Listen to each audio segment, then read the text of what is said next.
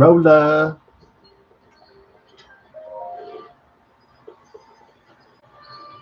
Already bought all my shit last time, huh? Oh, well.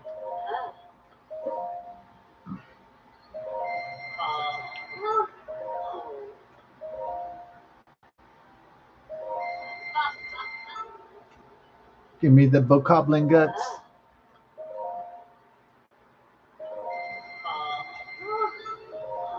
And the goat butter.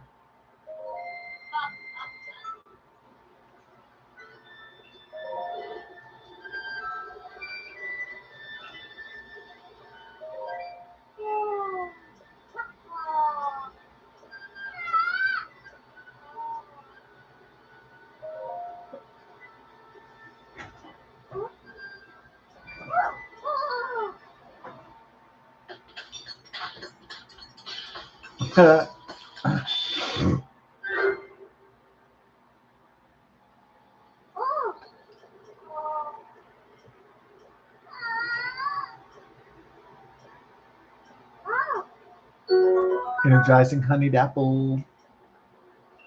That's Cocoa. Cocoa specialty. All right. Side quest complete. Yeah. Now, you complete me, side quest. You had me at Hyrule. Yeah. Oh, that movie's 30 years old now, huh? 30th anniversary of Jerry Maguire. Yeah. Actually, she was from Katy, Texas. Yeah. Renee Zellweger. Now, what does Zellweger sound like to me? That sounds like a German girl, to be honest. Zellweger. Yeah. It sounds pretty German to me.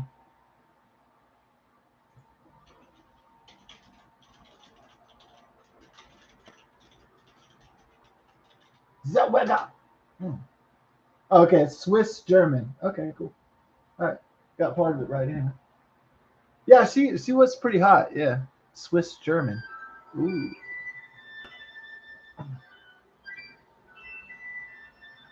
She was like a most guys would consider like a dream girl. Yeah, like a desired woman. Yeah, for sure. Katy, Texas. The lady from Katy that made it all the way to Hollywood.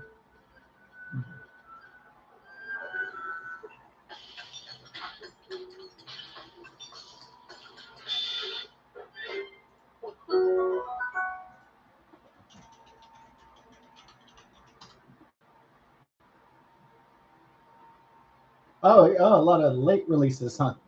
Yeah, it was a Christmas movie back then. Okay.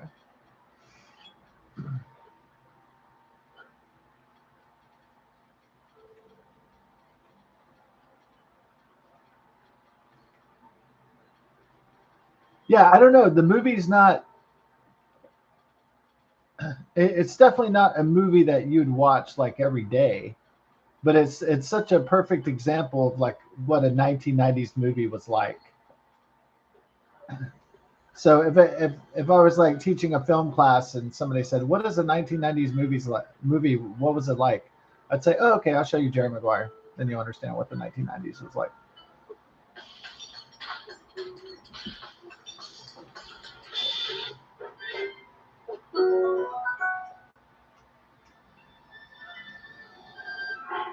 Yeah, sure. You could show them, Richard Linklater. You could show them Dazed and Confused or something, but I think like a commercial romantic comedy. Yeah, if you're going to show what a 1990s movie was like, I would show like Jerry Maguire. Yeah. Now, men typically don't like romantic movies, but I think that one had, you know, that one had so many memorable, quotable lines and everything that maybe it kind of crossed over, like men, or at least men were using it as like a date movie. Yeah, to get laid, in the very least.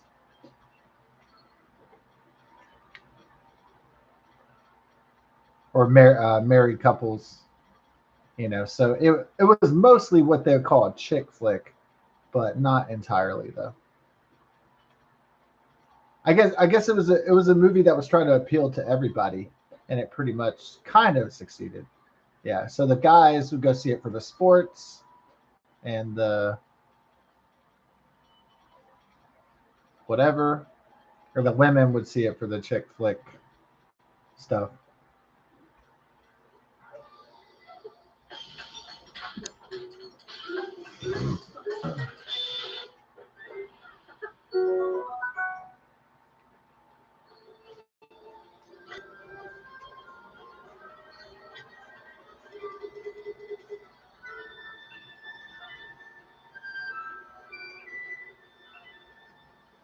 I thought it was really because of UFO disclosure and everything by the Pentagon. It's not full disclosure, obviously, but a little taste or something. I don't know, dangling a carrot, giving somebody some scraps of snacks or whatever. Giving the public a sample, I guess, or a tease, or whatever you want to call it. But I never read the Carl Sagan movie Contact before, and but I went and saw the movie with Jodie Foster and Matthew McConaughey. I always thought that was like, in terms of a movie experience. I always thought, wow, that was like, I really liked that movie. Um, it was very memorable and thought provoking. So like where you just have a good experience. Yeah.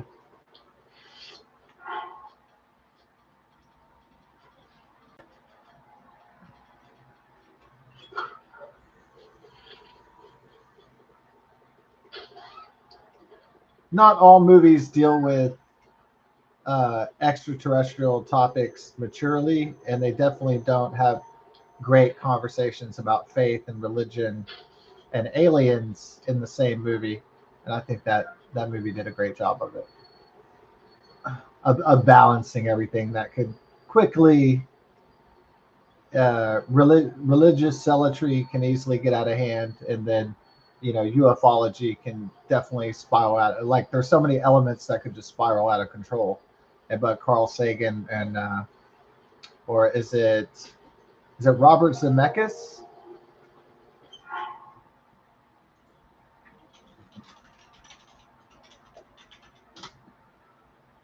Yeah, it's Robert Zemeckis. Okay, so that was just pure photographic memory. Yep, I was checking my own photographic memory with Google. I don't search Google. Google. I double check my brain with Google. Actually, that's what I've been doing over the last few years. Yeah, Robert Zemeckis. Wow.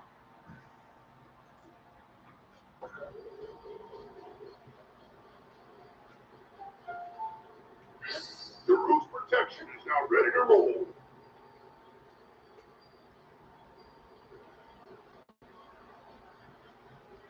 Yeah, most people use Google as a search engine, but Google searches me. So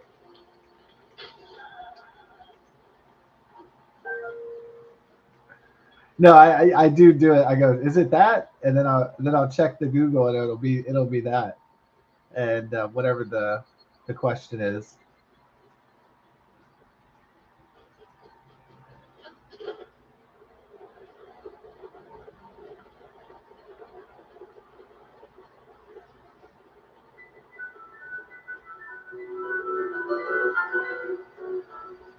So Contact was great at dealing with religion and science and all and extraterrestrials, and I thought it did a great job. Um,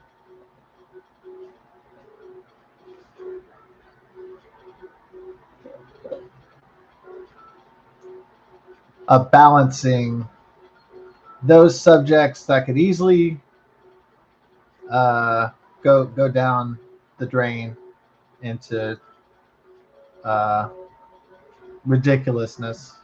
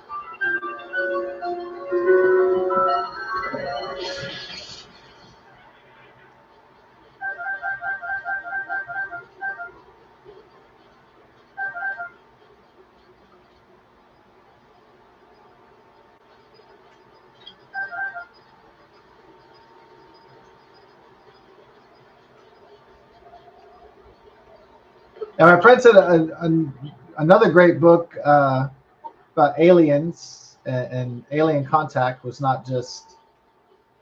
uh,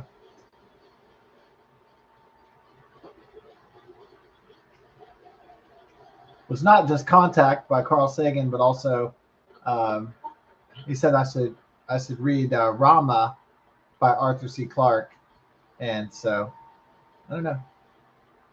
Yeah, maybe I will read it one day.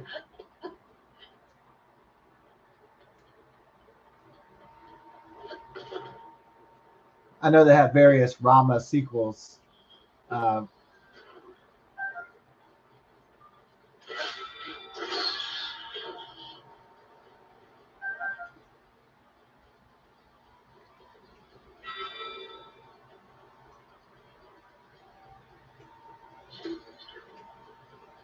yeah, scientists are intrigued by what alien life would be like, or what it is like. Like so,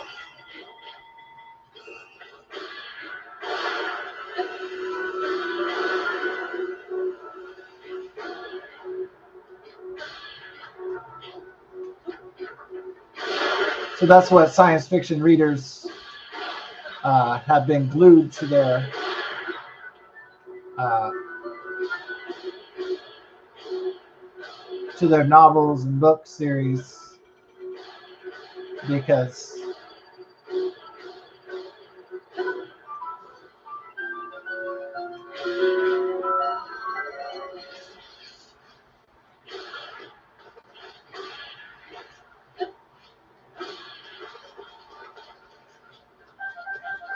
they like to go to another world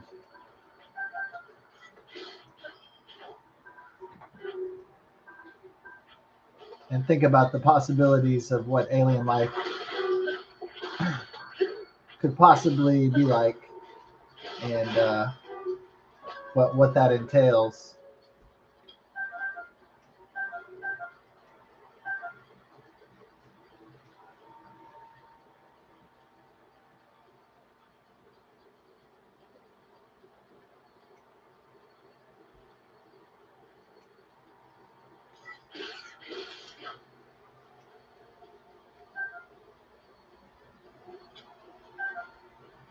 And some people like watching those like artists, scientists, writers' imaginations on um, maybe on where life could exist and what it could possibly look like and how it operates, and uh, seeing all the strange worlds and strange creatures that people could come up with.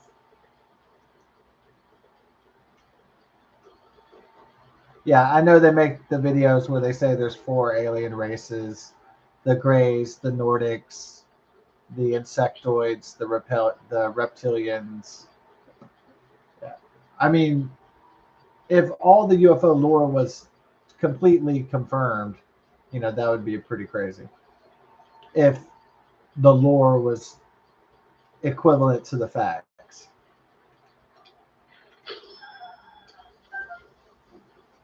So that would be a huge revelation to humanity if something like that was ever disclosed.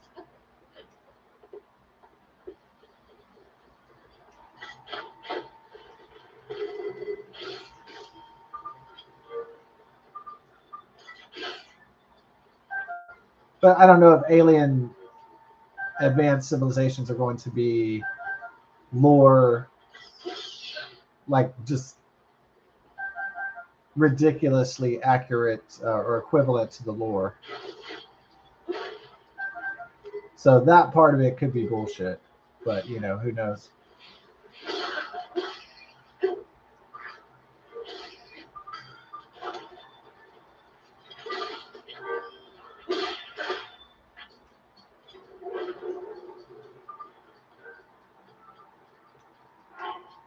I personally think that alien life and alien advanced evolved beings is going to be a lot more exotic. So I think life beyond Earth is not going to be some, you know, boring, formulaic thing. I think it's going to be really wild and exotic.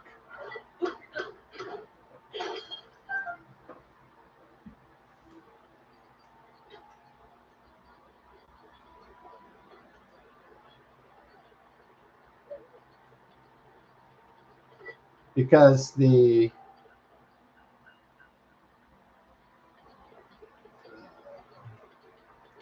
composition and the evolution of different planets is going to be uh, normally quite different from Earth, and the species would have to adapt to those planets over millions of years. And so I'm not saying there's not going to be any beings that look and function like us. I'm not ruling that out, but I don't feel like we're going to have a lot in common in terms of the way we look and function.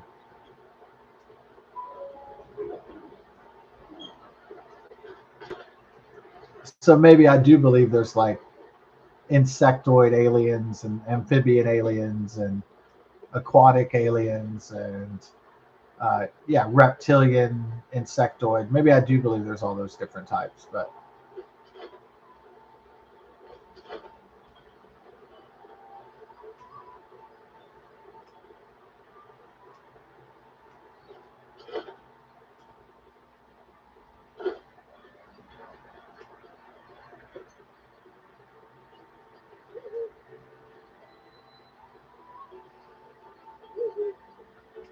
if there are the 4 feet tall, bug-eyed ones, wow, that would be pretty wild.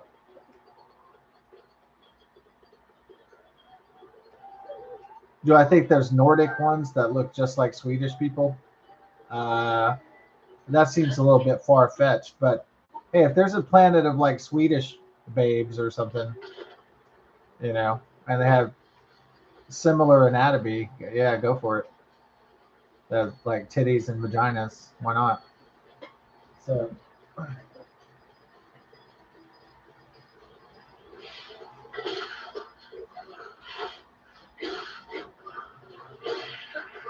I think that'd be great. A planet of Swedish females. That doesn't sound bad at all. But that one most likely sounds like bullshit that there's a race of Viking Nordic people. But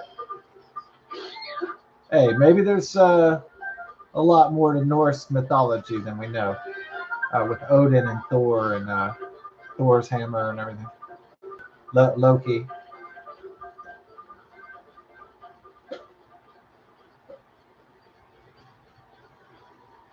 Yeah, my favorite thing when they had that show Ancient Aliens, I think I would only like turn it on just for a second, just to have a laugh, and then I would turn it off.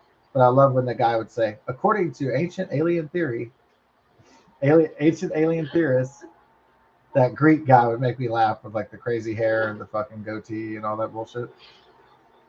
The whole get up.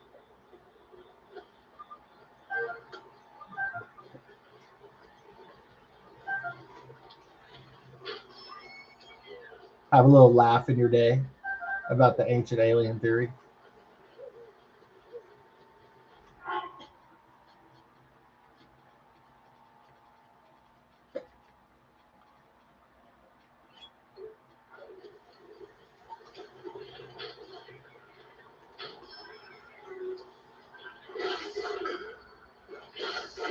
Well, according to ancient alien theorists, I couldn't believe that actually for the show Ancient Aliens, I actually couldn't believe that they could fill up that much time with. Well, I guess you could fill up a show for 30 minutes to an hour.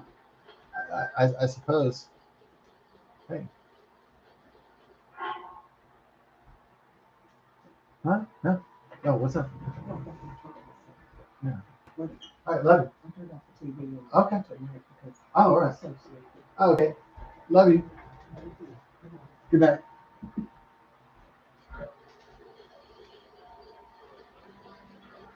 So my favorite part was when he was like, when he would say the thing, when he would say, well, according to ancient alien theorists, that's probably the part that everyone was waiting for.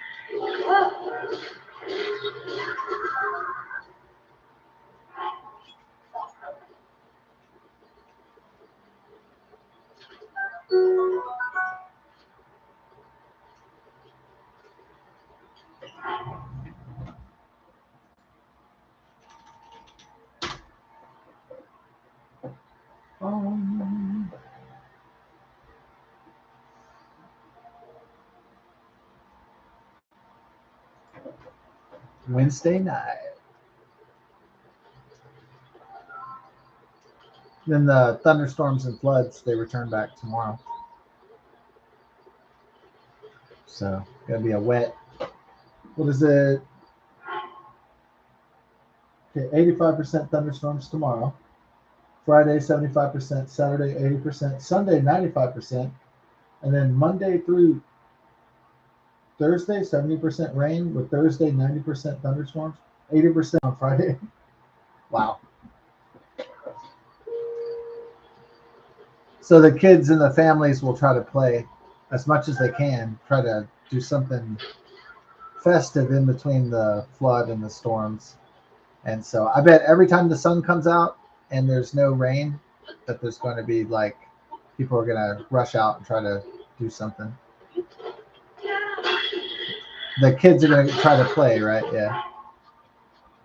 The children will try to play, attempt to uh, fight for the right to play instead of fight for the right to party, like the Beastie Boys. You gotta fight for your right to play, yeah. And your mom threw away your best porno mag.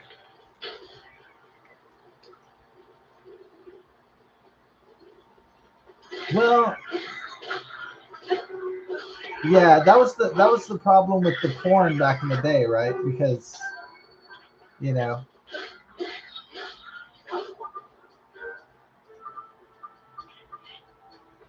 yeah, so you had to have a mag, like a Hustler or Playboy or something, and then if your mom really hated that shit and she found it, she would just throw it in the trash or whatever.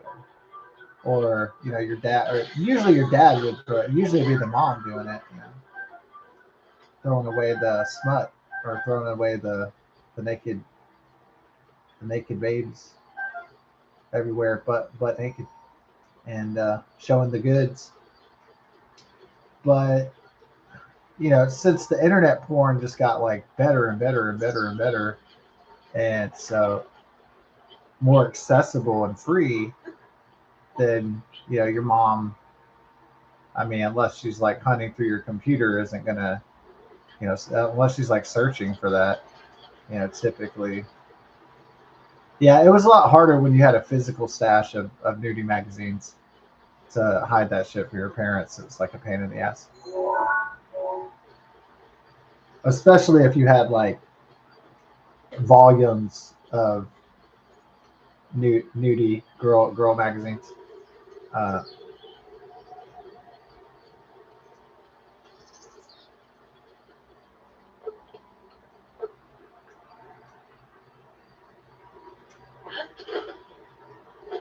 yeah, so many guys when the internet came out were celebrating. They're like, "Dude, I can watch porn on my computer, dude!" Like they were so happy they could watch the material. And I was kind of like, yeah, I guess that, yeah, I don't know if that's really good or not, but I mean, I guess it is. I'm glad you guys are excited about it, but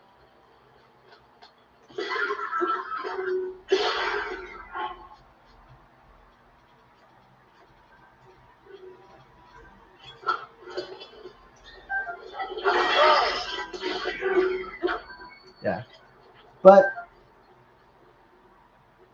that meant that you wouldn't have to buy all those magazine subscriptions, and you wouldn't have to load up on smut, that you could just surf the internet. And so you wouldn't get busted by your parents. And that mom that's always looking, always hovering over you, you know, or smothering you or trying to go through your shit or whatever, trying to bust you with whatever it is.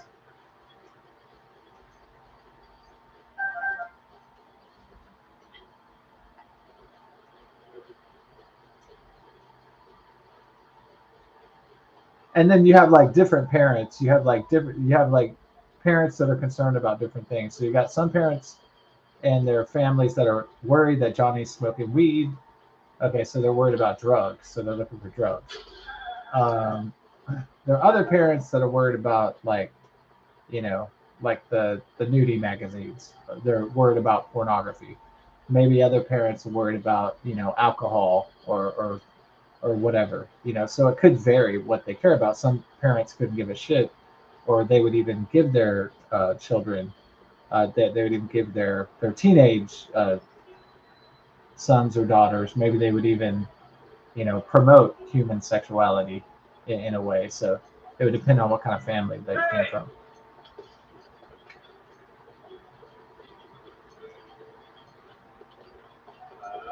Like my friend, his doctor dad gave him like a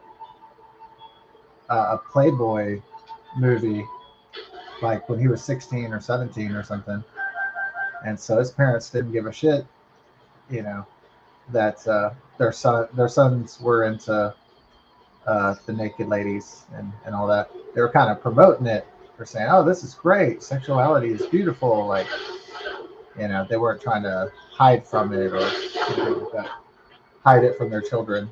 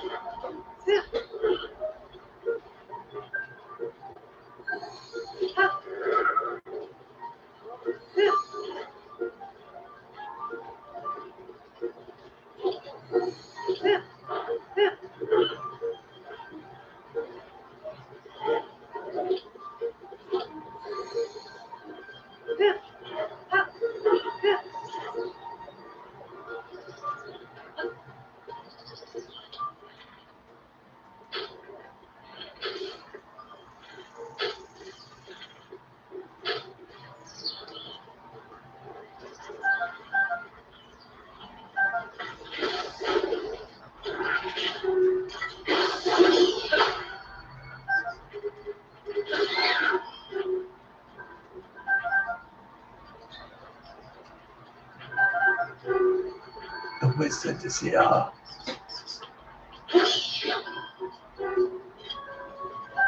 Bring me the wizard.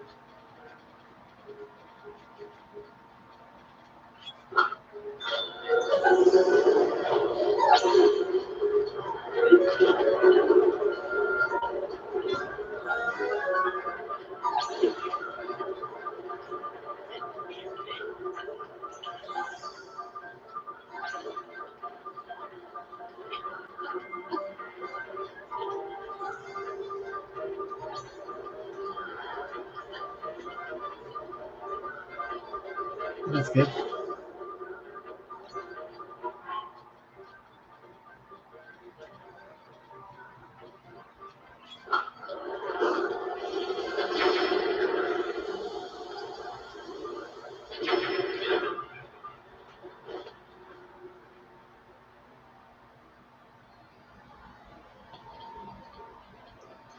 Right. The meteor ride.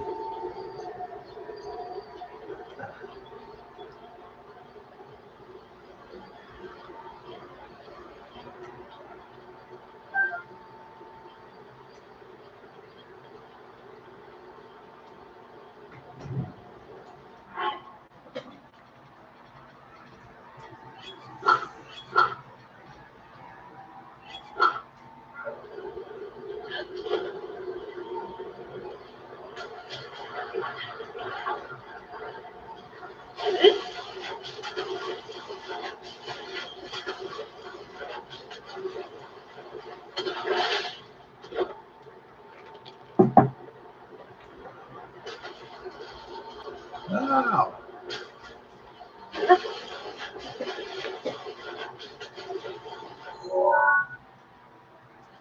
We're near the Phalian Highlands by Benur's Stand.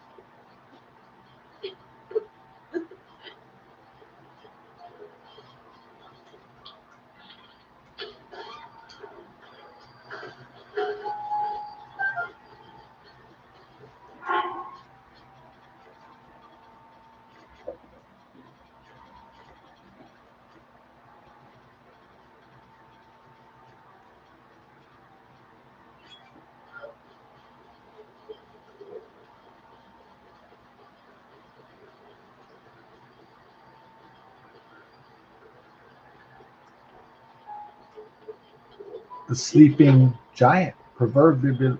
The proverbial. Proverbially. Let's try to say like a longer word, but it's a little bit more difficult to say. To extend it out that far.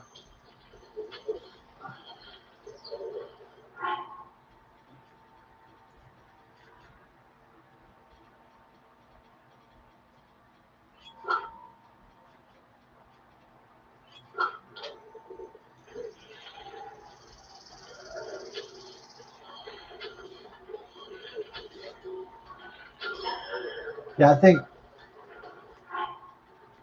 Yeah, I had been watching Bill O'Reilly's podcast, and the old Fox News primetime guy. He used to work on like Current Affair or Inside Edition or something back in the day. Anyways, he got fired because of the Me Too witch hunt, the the Salem witch trials of Me Too, and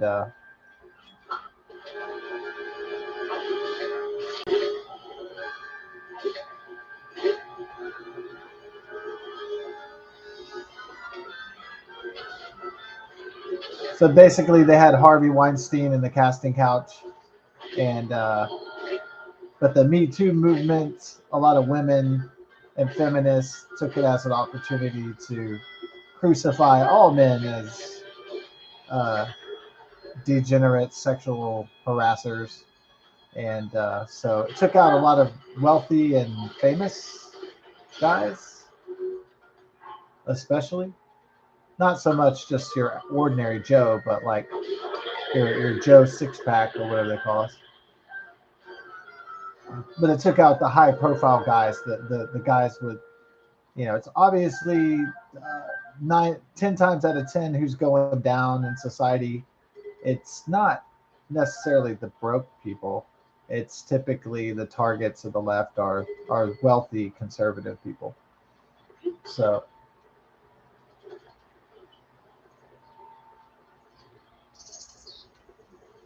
if you notice, a lot of the litigation in our society is prosecuted against usually white men with money, or just men with money in general.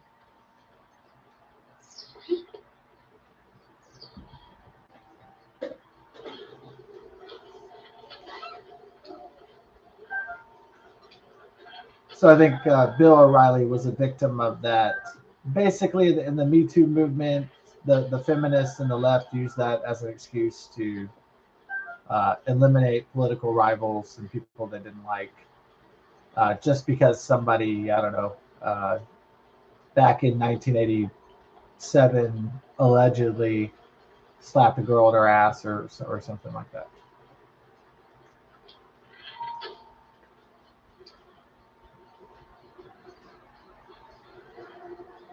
So it's like a retroactive punishment. I don't really believe in retroactive punishment. Like,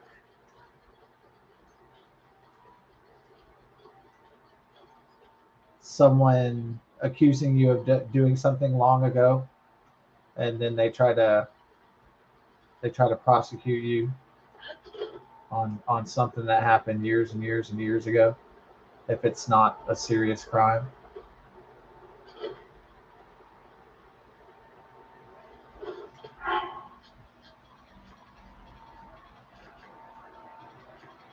So I don't believe in cancel culture or retroactive or convenient prosecution, for that matter.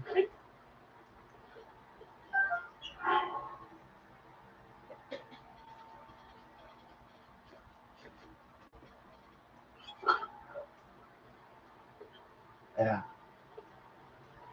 So after Bill O'Reilly was canceled, he rebuilt his brand, and he got on the internet. He went podcasting on YouTube and so on, and built a fairly loyal audience.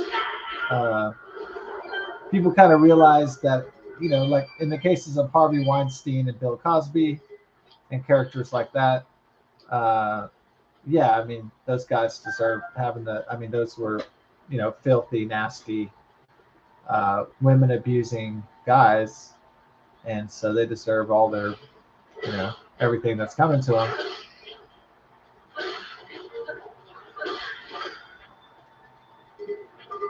But for some guy who said hot tits back in 1994, not so much. The guy who slapped a girl in the butt in 1987, it's kind of that's too far in the past to actually give a shit, and it's not a serious enough offense.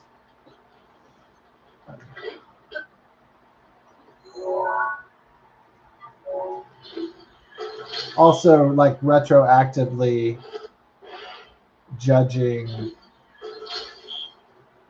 like applying whatever the 2020 standards are to 1980s and 1990s is just fool's errands. It's just foolhardy to begin with. Retroactive prosecution, retroactive judging.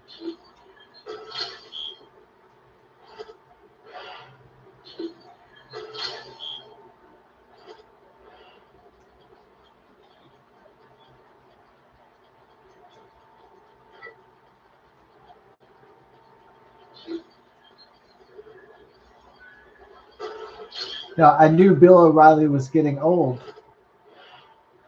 I knew he was a senior man. I knew he was, um, you know, he's 78 years old or something. He's going to be almost 80. And at first I say, well, he presents himself well for an older man. And but today I realized when I was watching a video Today is the first day I realized, man, he's really slowing down. Like, wow. Like, it's kind of that point where you're getting so old that you can't look good anymore.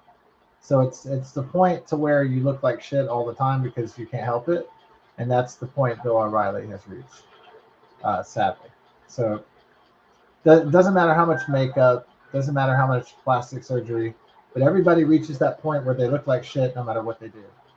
Like no matter what the cosmetics, no matter what the surgery is, no matter what the facelift is, no matter what the diet, no matter what the guy, our bodies physically get so old one day that we look in the mirror and we look like hell. And unfortunately, I think Bill O'Reilly has reached that. So I'm thinking he probably doesn't want to retire because he's done this. He's done reporting his entire life. He's been in front of a camera. But I noticed that he looks really old, really haggard, really burnt out.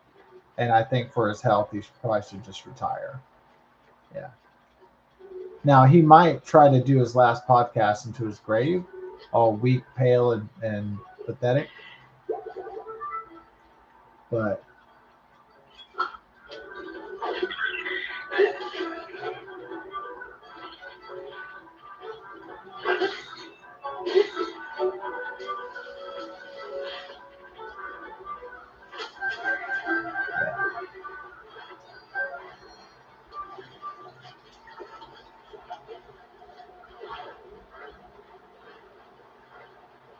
so I think if people get into their late 70s, 80s, yeah, it's kind of over trying to. It's kind of like it's the end of the days trying to impress people by your looks. Those days are like over, for a lot of people that are in that age group.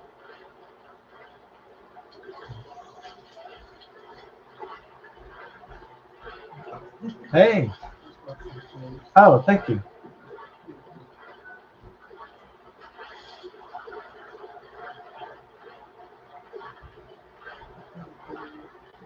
Huh? Oh,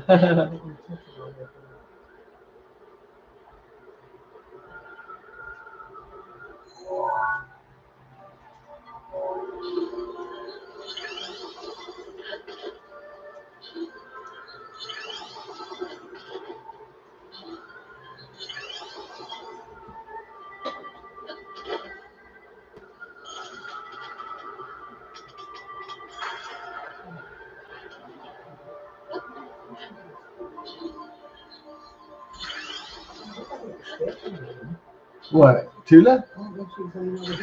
Oh, she was staying in that cool spot in the hallway. Oh, where was she? Oh, where's two lady? Love man. Two baby. Two lovey stay one day. Oh, yeah. She likes to lay in the dark sometimes over there so she can relax. Yeah. Well, just let her decide where she wants to be. That's two lady. It's two ladies' choice.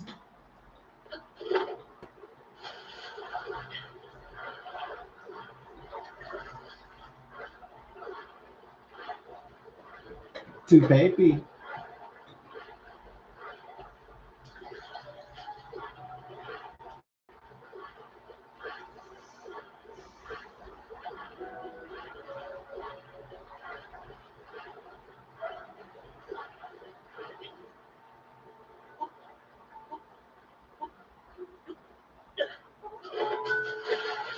Ah.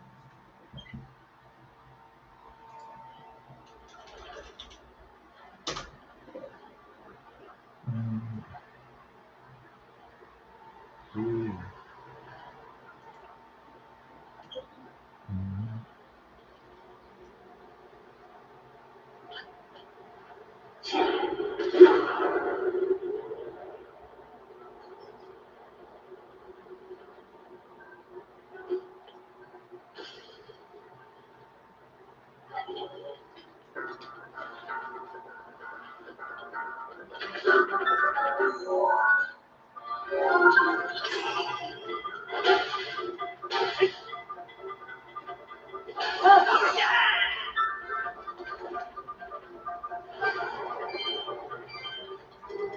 Grass is grass.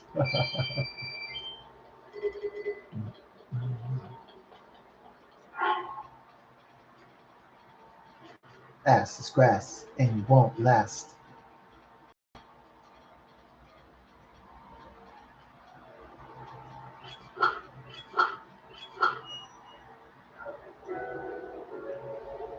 I am the dark deity. You shall perish.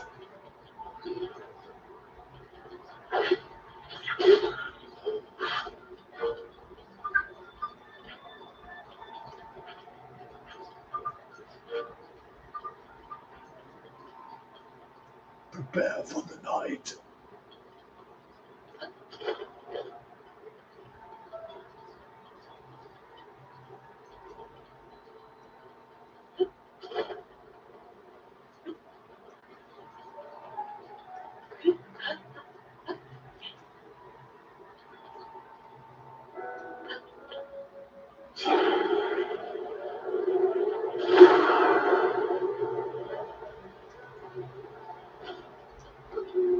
Did everyone like that part in The Lord of the Rings, The Return of the King, where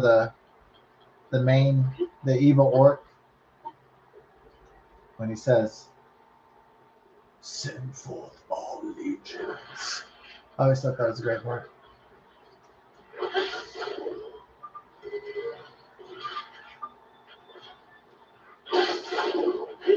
Send forth all legions. That part really inspires me.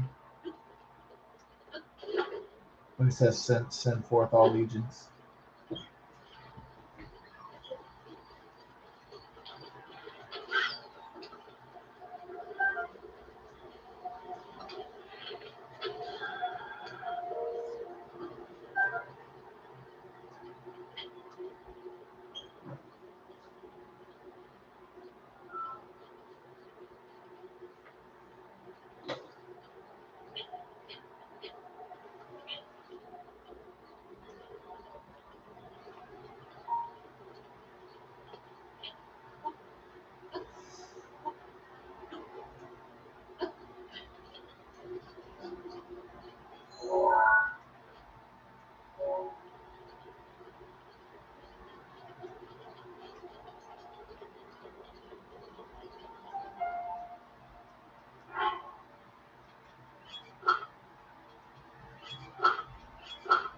Pimpedelic.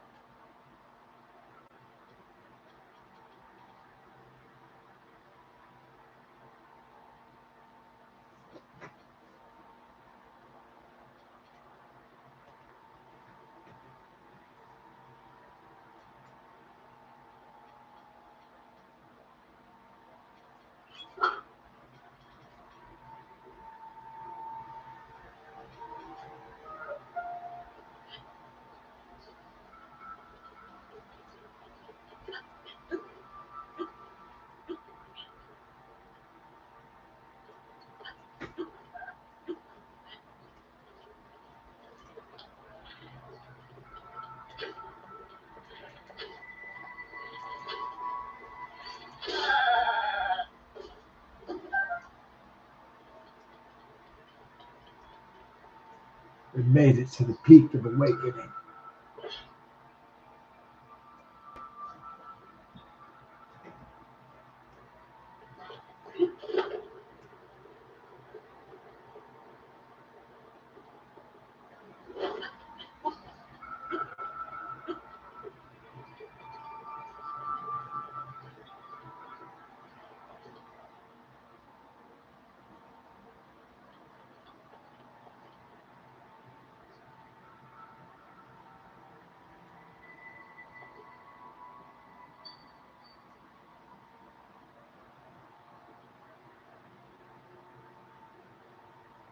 I'm dizzy.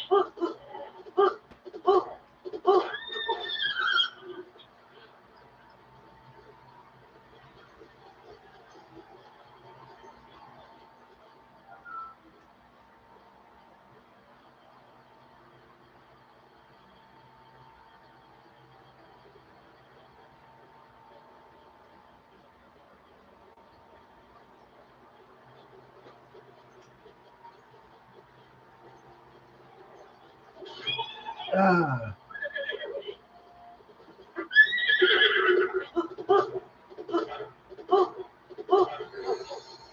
All right.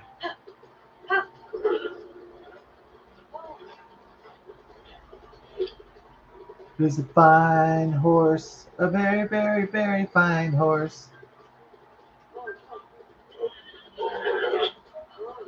All right, no horsing around. We got business to take care of.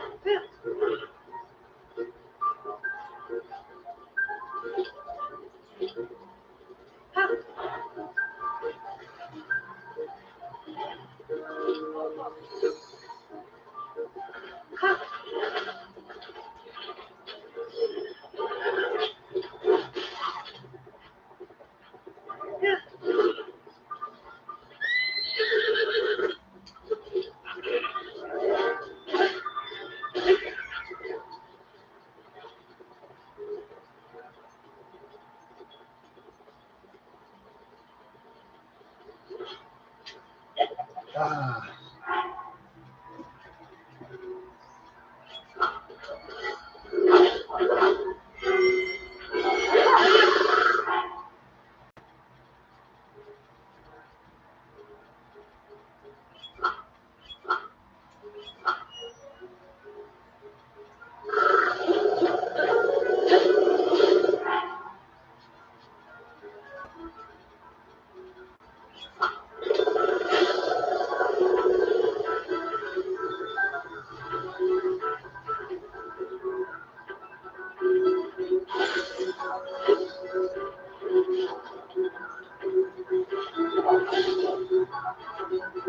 Sayonara.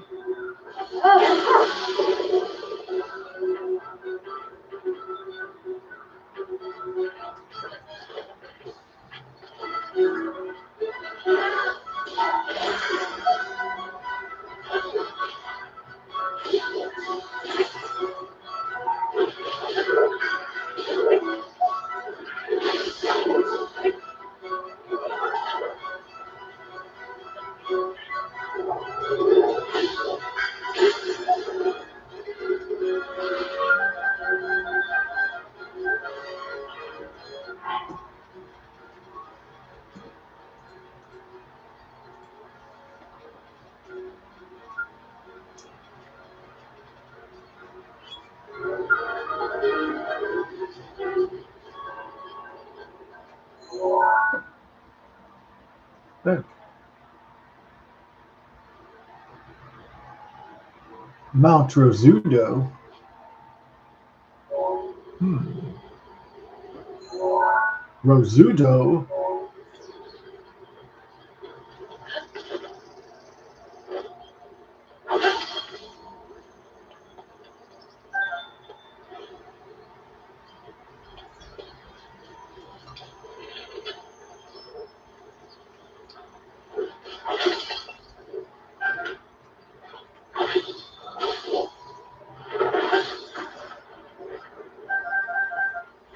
The volley scale is now ready.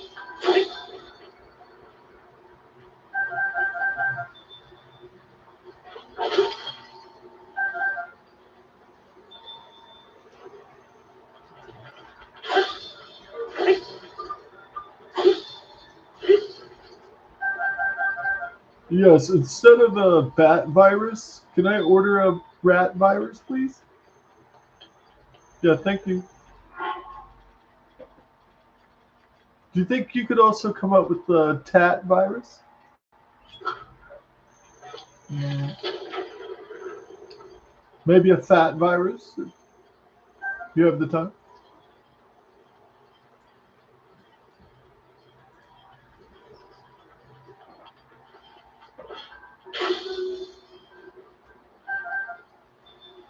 Maybe you can come up with the gnat virus?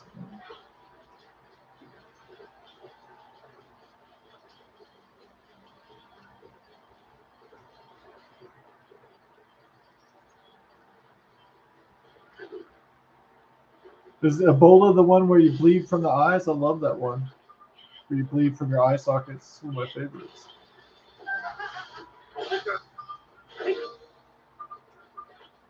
Do you have hemorrhagic fever?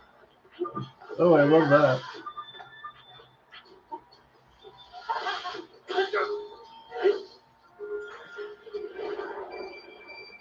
So the COVID was pretty good with the endless bloody diarrhea. Oh, the good times we had.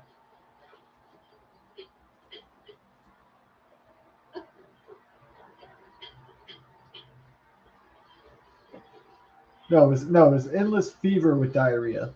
Yeah.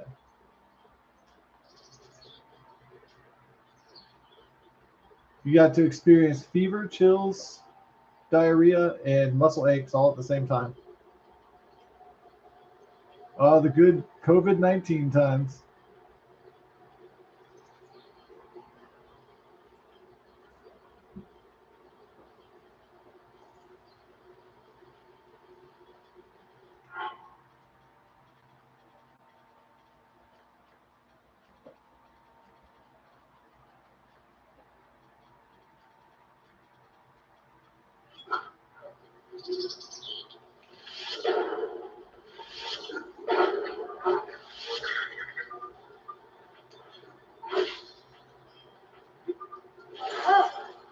Almost. No cigar.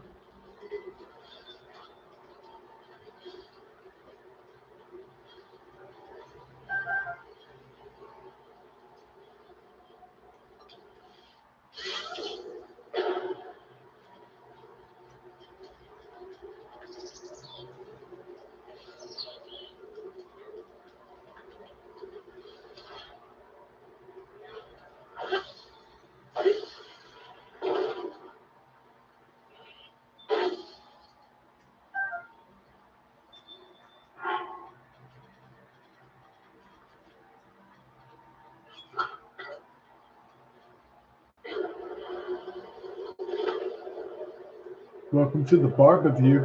Oh yeah.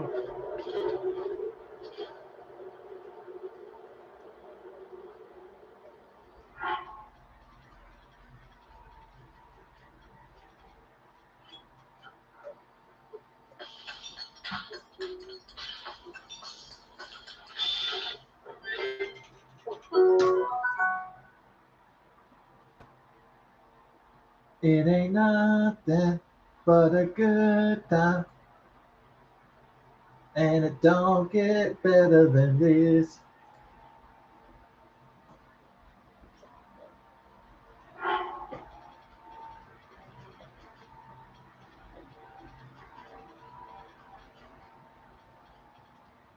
It ain't nothing but a good time.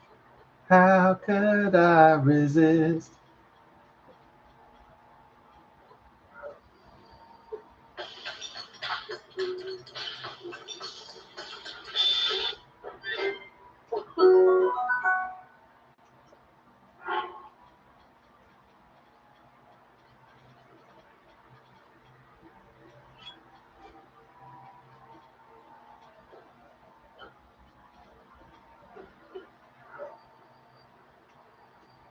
It's time for a hearty elixir. Yes. My 46th birthday is not till tomorrow, so there won't be any Wheelers, Mixers, Elixirs, Bizzlers down to Bizzler until tomorrow night. So, da.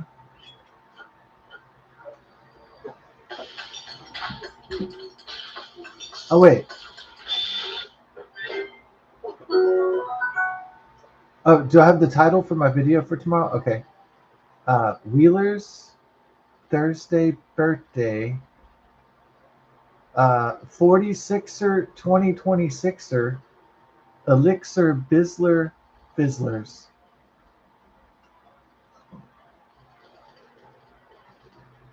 Beer drinkers, guitar players, dancers, singers. Oh yeah, it'll be a long title, but by the time we get finished though, oh man.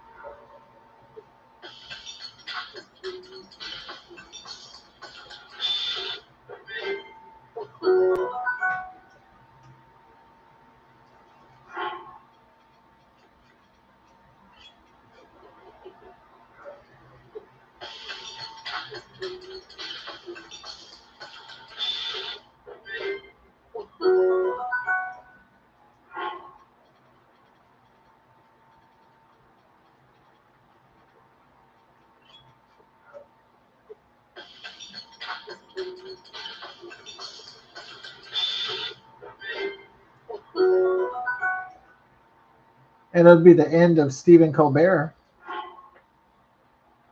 Well, the end of his show got canceled because it sucked.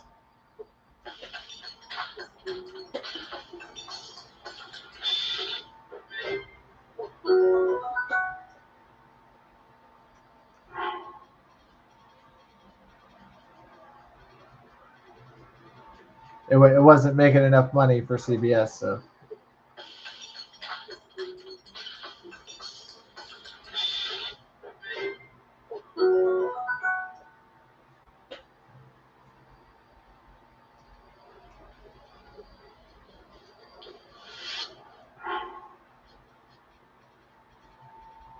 But I'm not gonna watch the show and watch the final show. I'll probably see like clips of him going on some Trump deranged diatribe.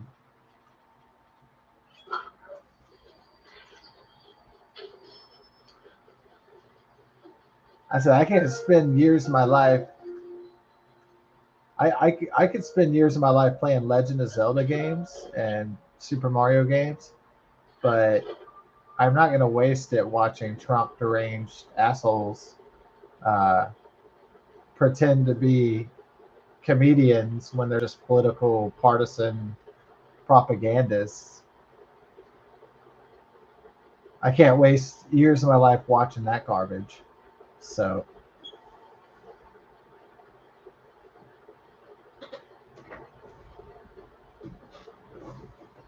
good riddance to Stephen Colbert. Kimmel's gotten close to being canceled. He was yanked off already once. I think he's probably going to retire. I don't think he's going to go. I think after his contract is up in 2027. So I think he'll probably be off the air by the time while Trump is still president.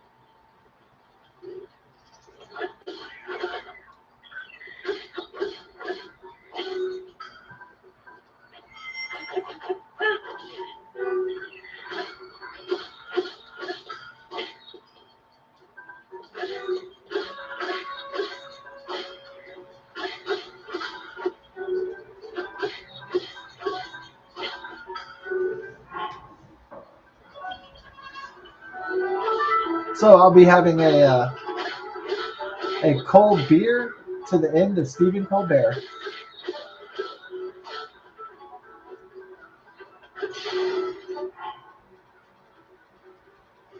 I'm not going to watch his ridiculous final show.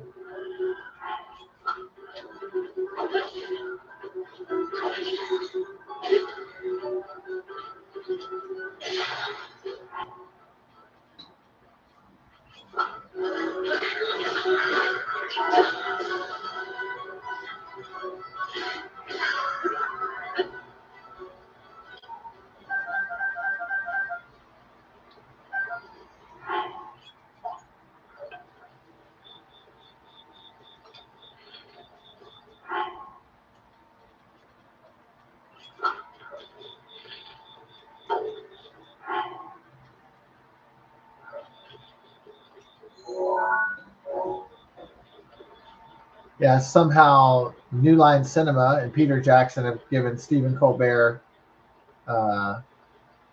He's going to write a Lord of the Rings prequel called Shadows of the Past or something like that. The Shadows of Ass. And so he'll probably go into podcasting after a show is canceled because, that guy's been on TV in front of a camera for the last 20 or so years. So just not.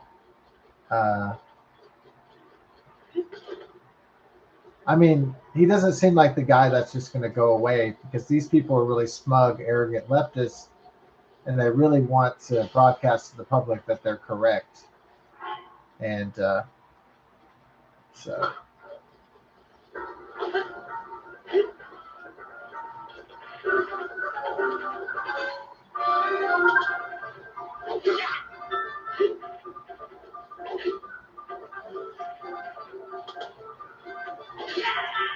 It's just that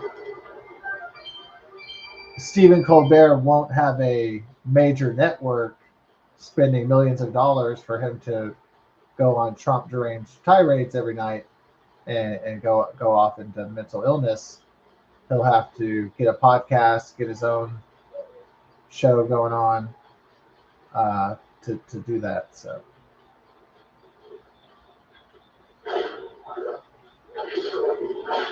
Or maybe he'll appear a lot on Jimmy Kimmel and Seth Meyer after his own show is canceled.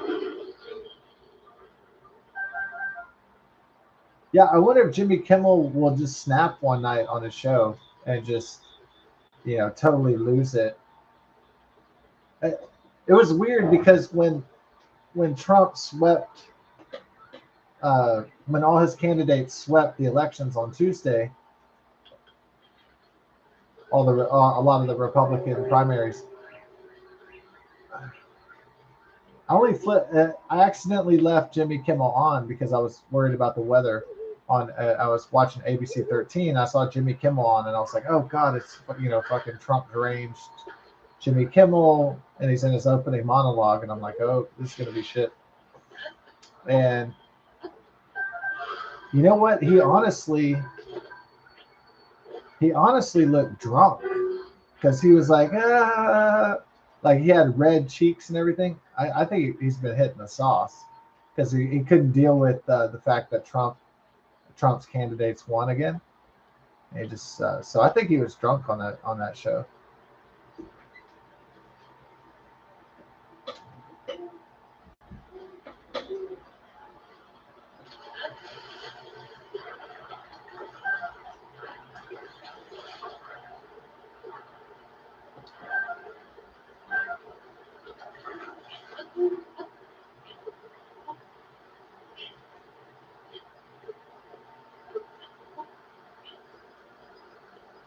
So we'll celebrate not just my birthday, but also the end of Stephen Colbert, the end of like corporate late night television, like the end of that whole entire era, really.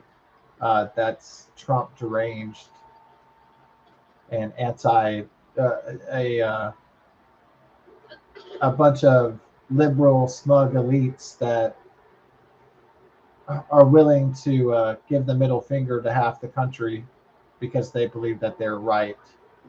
and they double down and they dig into that Trump derangement.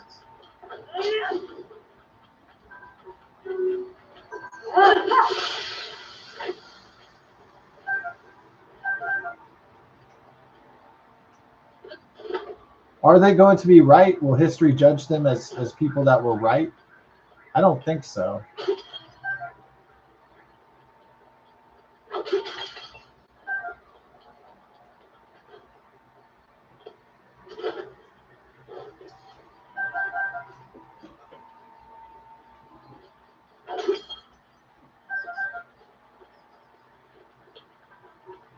I think history is going to record that they were rabid leftist Democrat Party partisans and elitists and bourgeoisie, and that they wasted 12 years of their lives.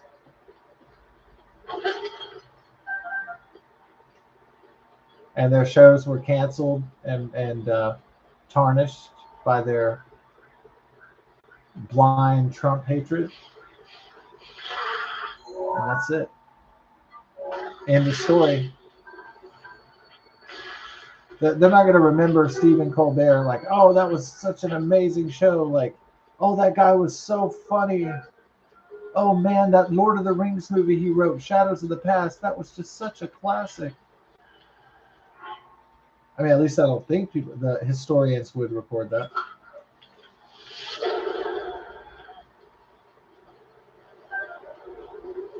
Oh, Jimmy Kimmel, he was one of the greatest late night talk show hosts ever. What a funny man. This is the pretty girl trick again.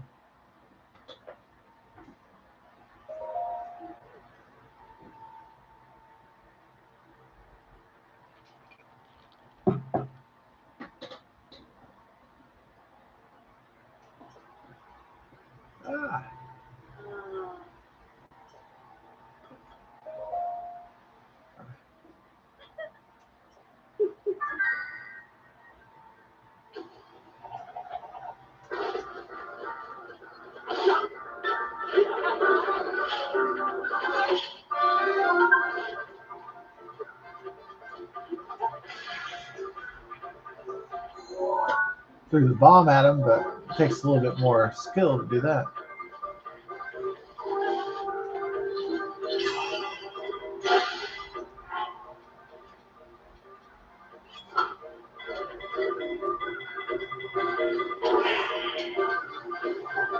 With a vicious sickle.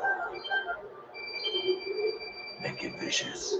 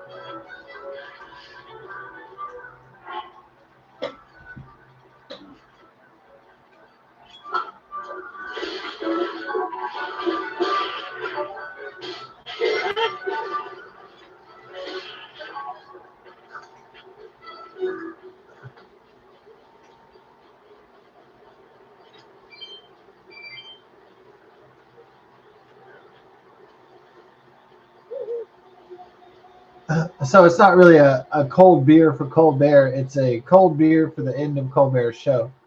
And so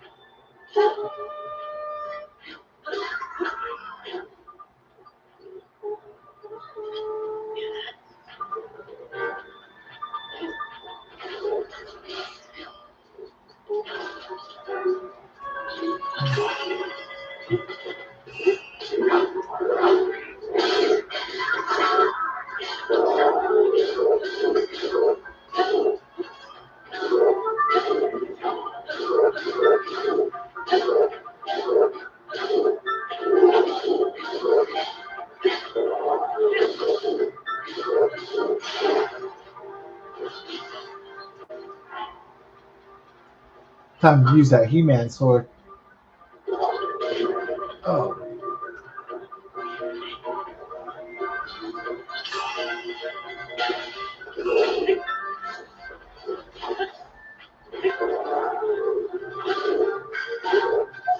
Yeah.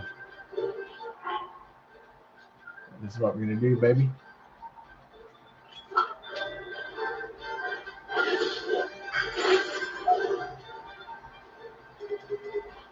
Thanks for your shit. Thanks for your shit. Thanks for your shit. Thanks for your shit. Thanks for your shit. Ooh. Thanks for your shit. Oh, whoa, whoa. Thanks for your shit.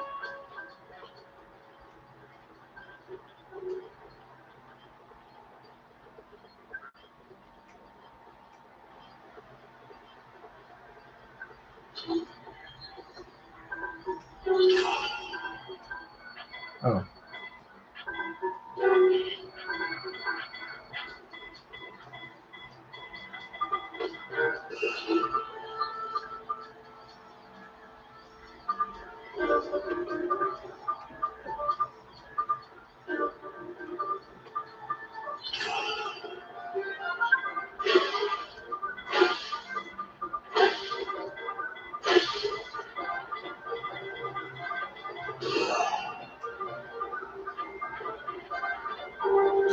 Shit.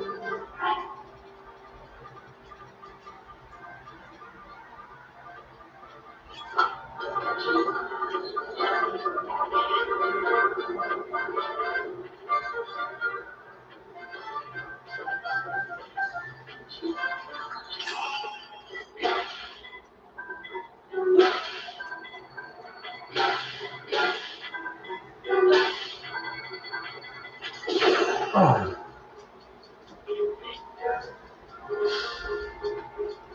All right.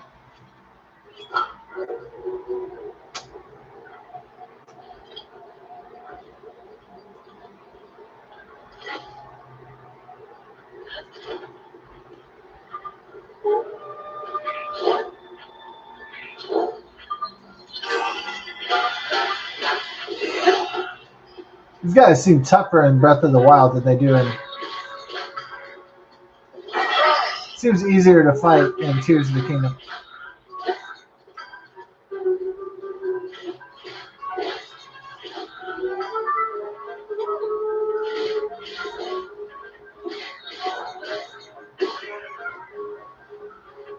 Sayonara.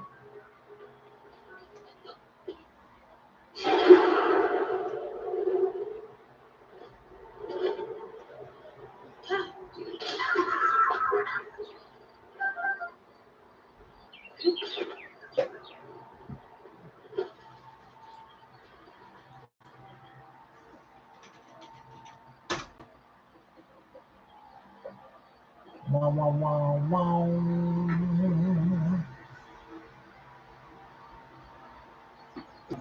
Oh.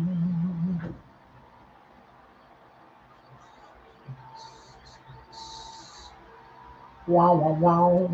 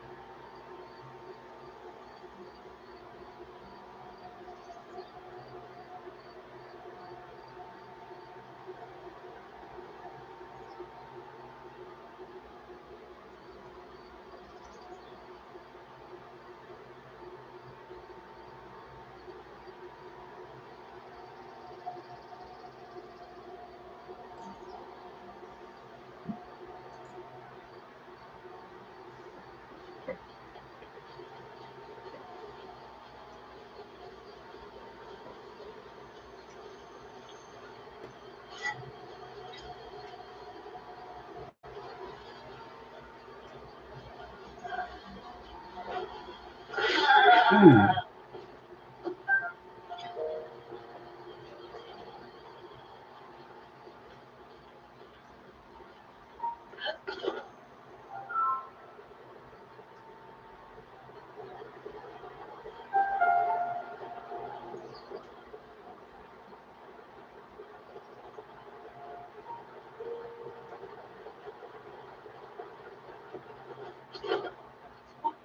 That rush shrink.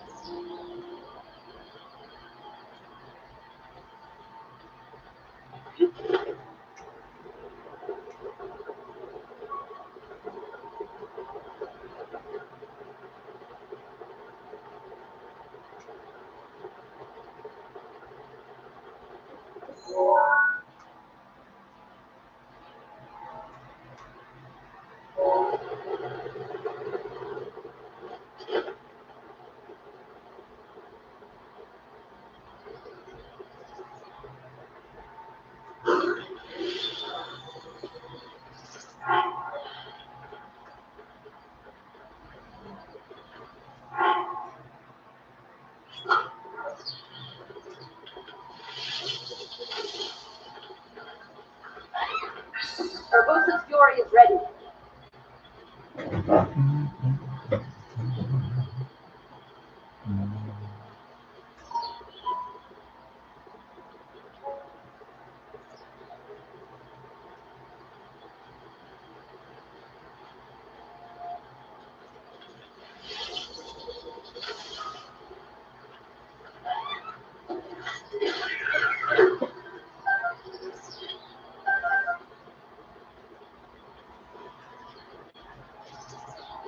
The bridge is near.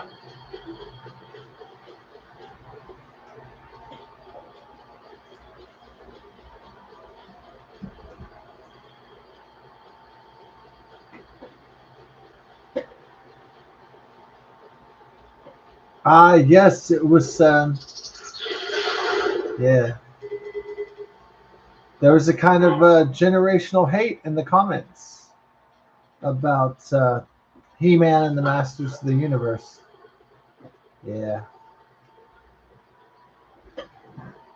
Someone wrote in the comments, I bet there's going to be a lot of 40 and 50-year-olds in the audience to He-Man and the Masters of the Universe.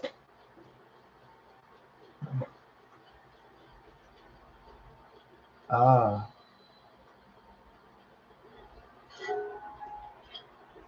And then someone responded, yeah, probably with their kids. And then somebody's like, I bet there's going to be a lot of old people in their 40s and 50s. And so some people are saying it's just going to be like,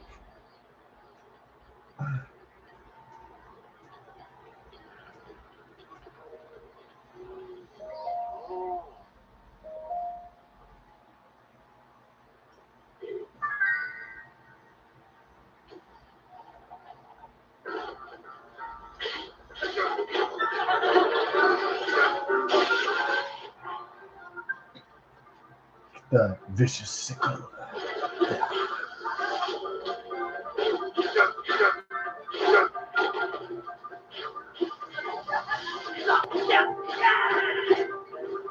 Bring me the demon cover.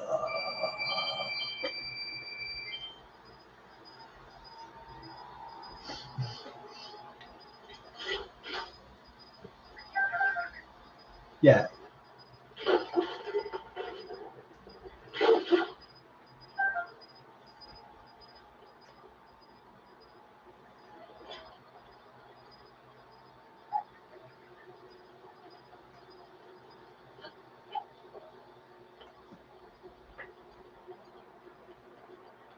I mean, I don't think it's going to be like a whole bunch of, you know, young people go to see it, and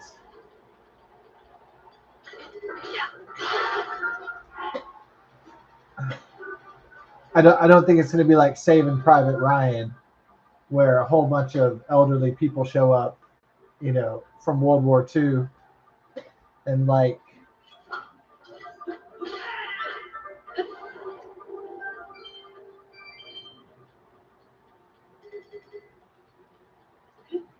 millennials are so tight they're all gonna show up, all the 40 and 50-year-olds at the same time to watch He-Man and the Masters of the Universe. I'm sure there's going to be curious teenagers, curious children, and yeah, I mean, I'm sure there's going to be your, you know, lost children out there that are in their 40s or 50s, and I'm sure you're going to be, you know, I'm sure there's going to be somebody who's like 48 years old, or maybe my age, 46 years old. There's going to be somebody 42 years old or whatever that grew up with He-Man and had all the toys and all that, and watched the cartoon show way back in the day. And they may or may not have children. Some people might be single, might just be rolling solo to relive their childhood. Yeah.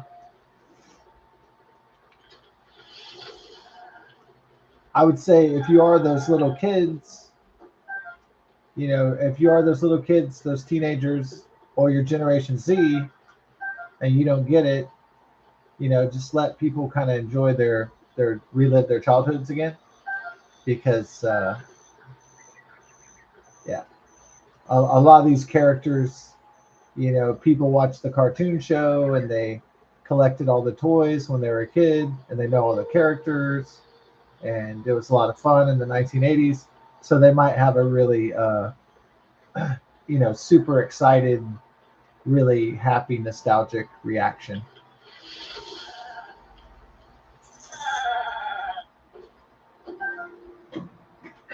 Rivali scale is now ready. And for some, it may be a reminder not of their happiness of their childhood, but a reminder that they're middle aged now, and one day soon they're going to die, like everybody else.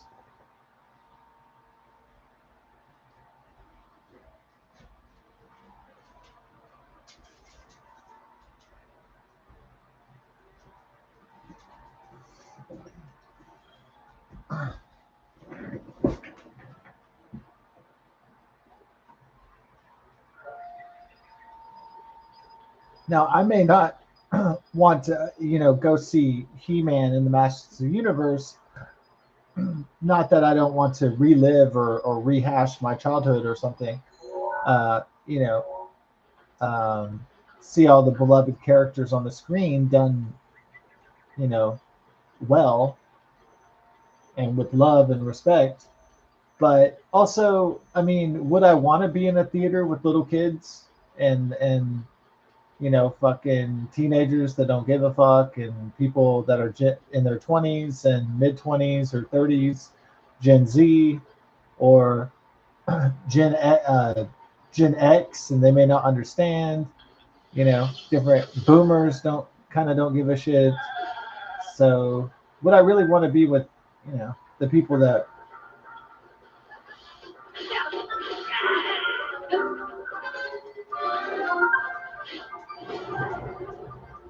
Hey, better boot.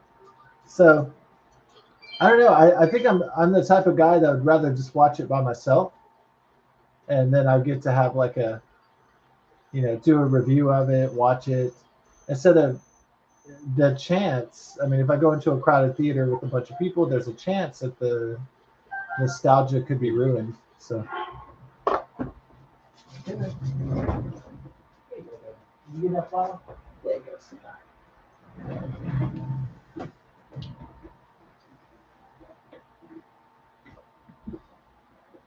So there's the chance that the younger audience today might not get it, might not get the reverence. You know, maybe they don't understand the characters. Maybe they don't know what the fuck is going on. You know, maybe it's kind of a bummer going with different generations.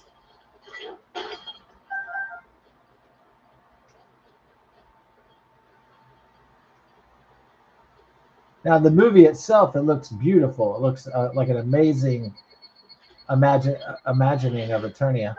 So for the first time, I think the 1987 movie was all right, but it had, you know, a lot of major flaws to it. Um, Frank Langella's uh, Skeletor was amazing, and you know, Dolph Lundgren was all right, but he was with the accent, with the Swedish accent and everything. It just didn't really. He was definitely built. He was definitely cut. He was super cut for the part. So definitely kicked ass.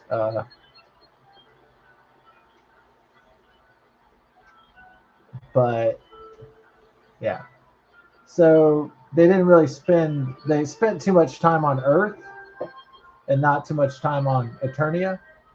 So I believe this movie actually. I've heard good things that it spends a lot more time on Eternia, and that's probably what. Yeah, I don't think that the canon film. Um,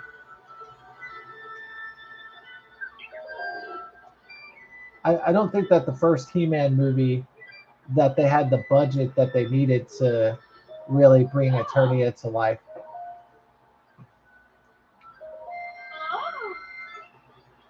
In fact, I don't think there's even any Castle Grayskull, and there's no Snake Mountain, or there's not Battle Cat, there's not Orko, there's not. I mean, they couldn't afford any of that, or they couldn't get the rights to it, or something funny happened. But anyways, yeah, this is gonna be. I feel like this He-Man and the Masters, this He-Man and the Masters of the Universe is gonna be a definitive uh, He-Man movie.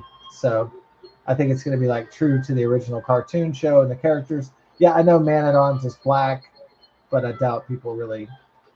It's a guy in a mustache that has the Man at Arms uniform. So you know, yeah, I know the casting.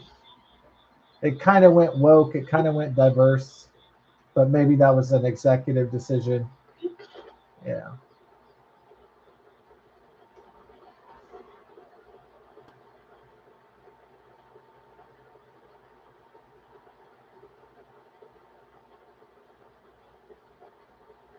Yeah, I'm a little bit suspicious if I'm watching a reimagining of an old IP and there's like they make a character that was white, they swap him out with a black dude, or they make Tila Hispanic or whatever.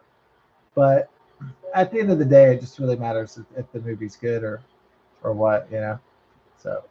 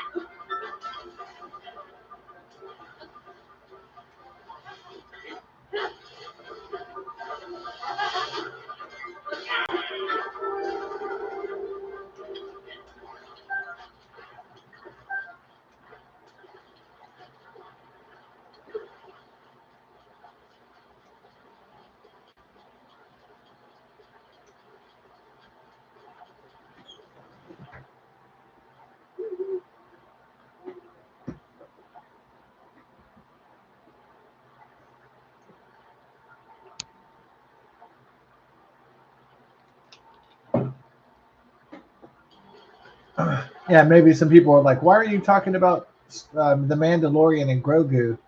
Yeah, I heard that was terrible. So yeah, I'm not a big fan of Disney Star Wars or Disney anything for that matter. So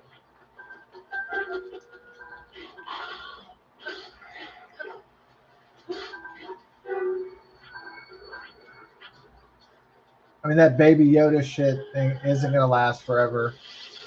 Yeah.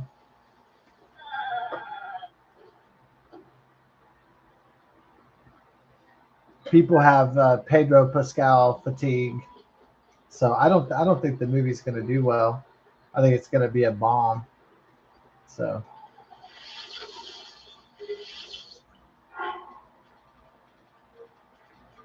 I could be wrong. I mean, it's being released on Memorial Day weekend, but that's not guaranteed that's gonna be a hit.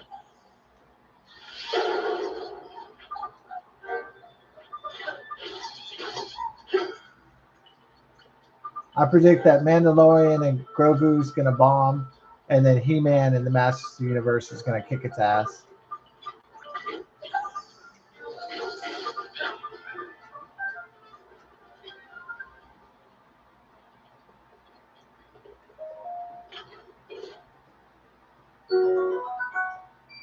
I mean, that Baby Yoda shit was just a fad anyway.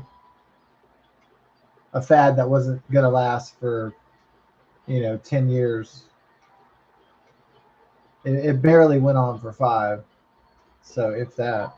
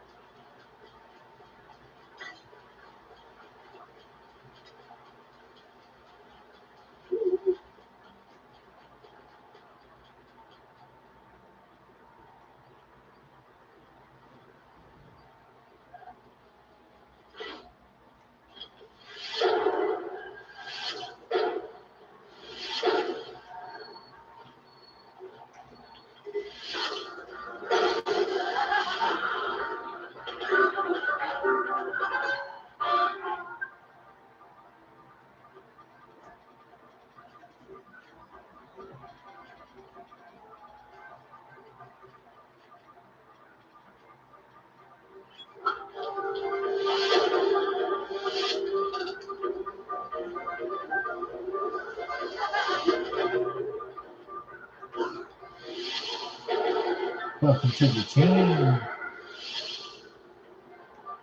Oh yeah.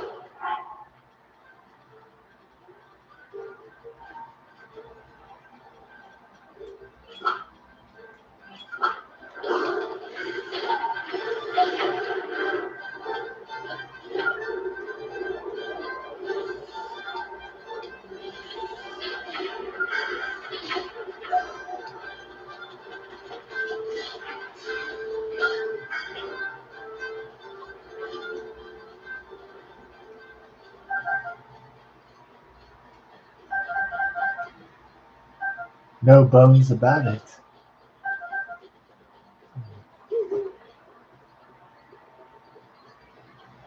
So what's the Skeletor voice like with Jared Leto? It's like, Shaw, He-Man, the prodigal son has returned.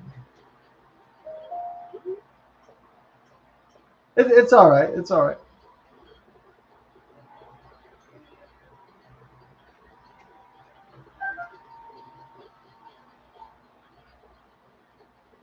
I am a demon, but I aspire to become a god. It's decent. It's decent villain stuff. No, does he say it is true that I am a demon, but I aspire to be a god? So something like that. Yeah.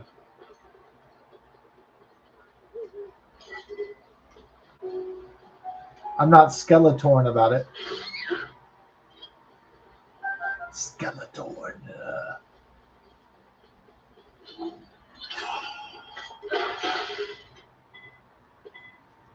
I'm Skeletorn.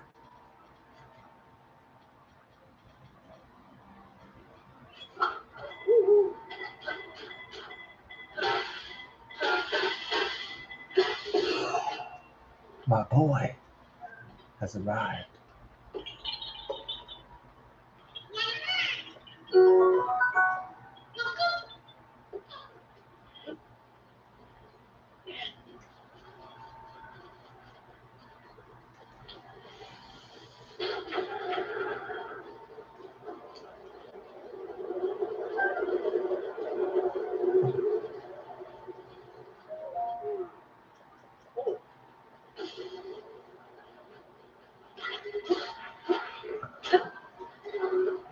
Yeah.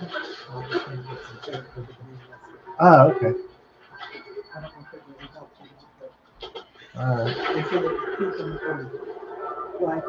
Oh, yeah.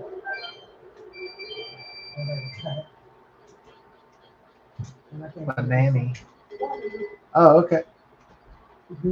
Water.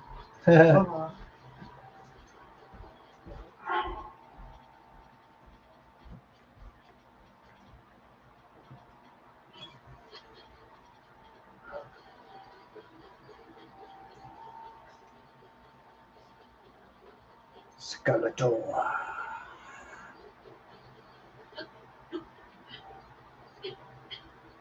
Skeleton.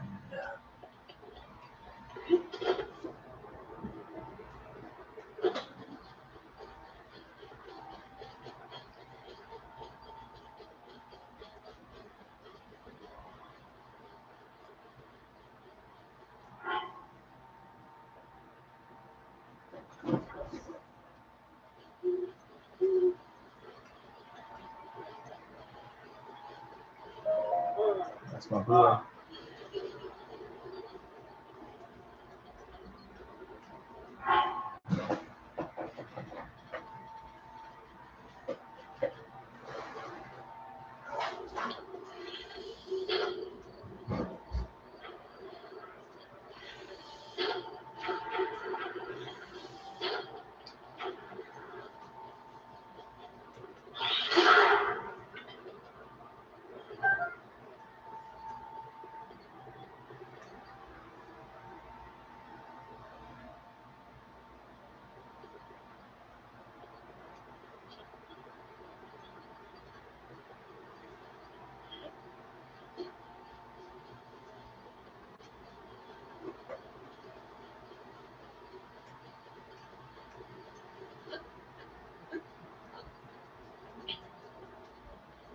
Two lady. Oh, two baby. You're so cute, two baby. You have a nice body. Hopefully you're comfy. Oh, you're a honey Lou, a baby. Oh. Oh, so she got her granddaughter for the whole weekend? Oh, wow. Uh, I was just trying to spend as much time with her as possible before she has to go to kindergarten.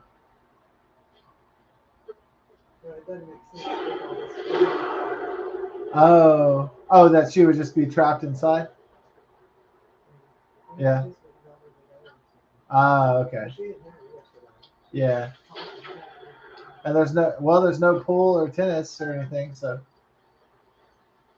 yeah. Well, there'll be one day where the kid doesn't want to come.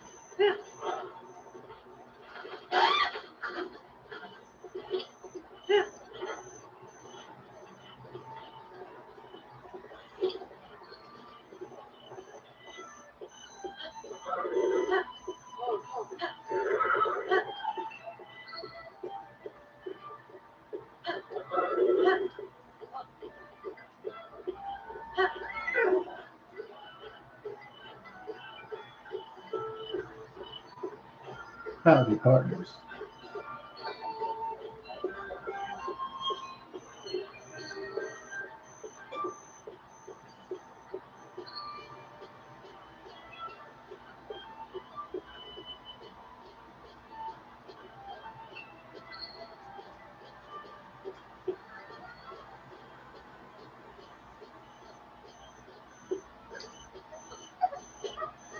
Goodbye, Blueberry Blue. My favorite Kool-Aid flavor.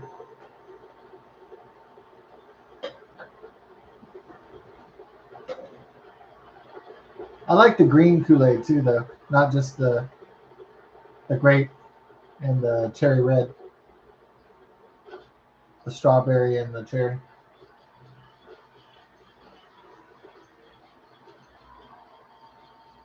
I thought the green one was good, yeah.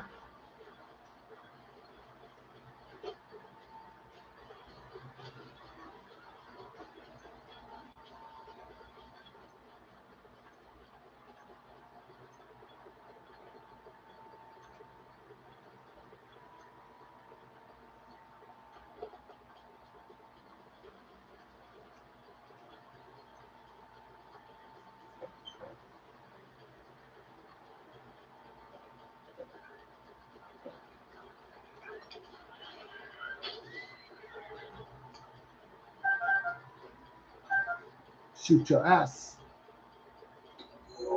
Shoot your ass.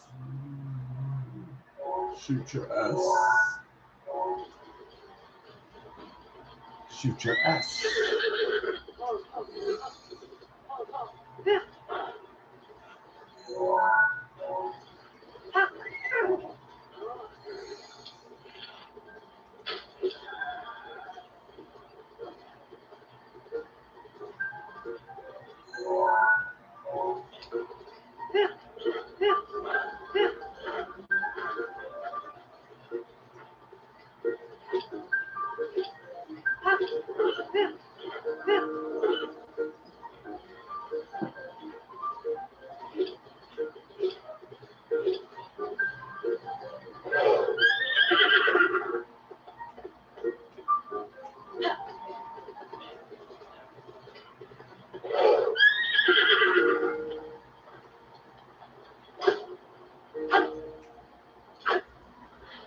Goodbye, Bill.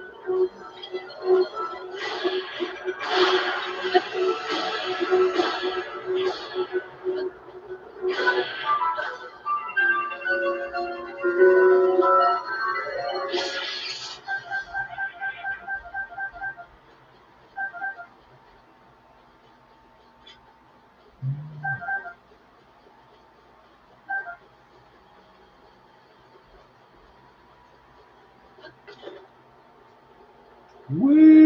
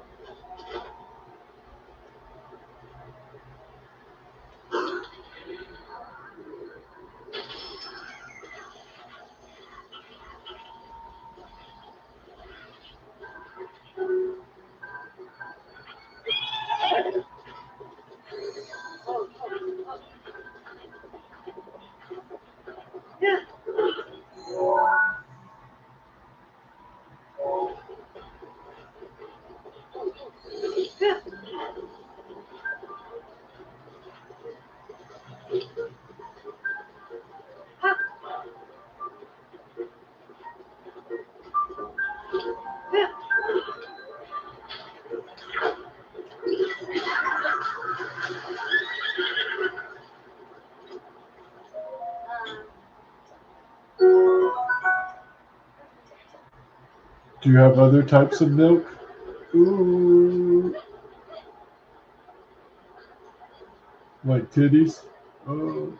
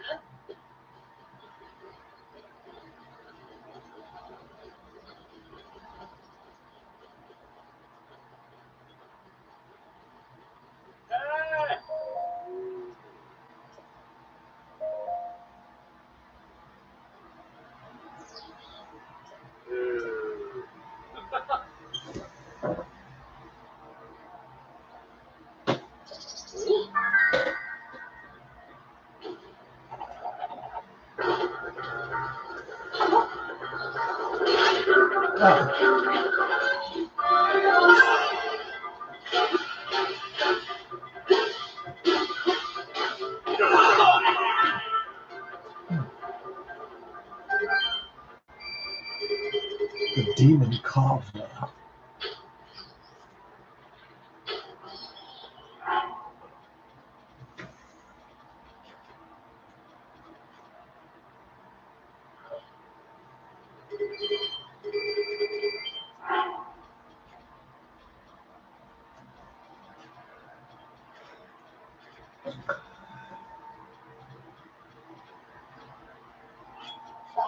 Demon Kava.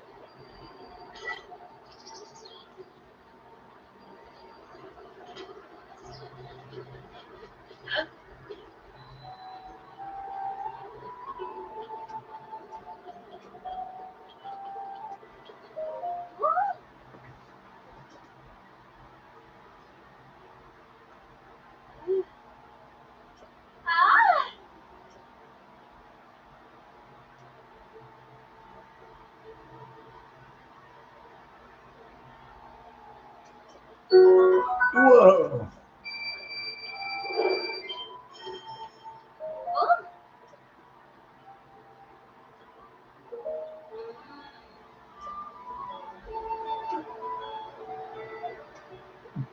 You could offer your butt.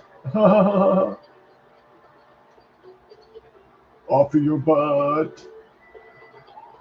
Yeah.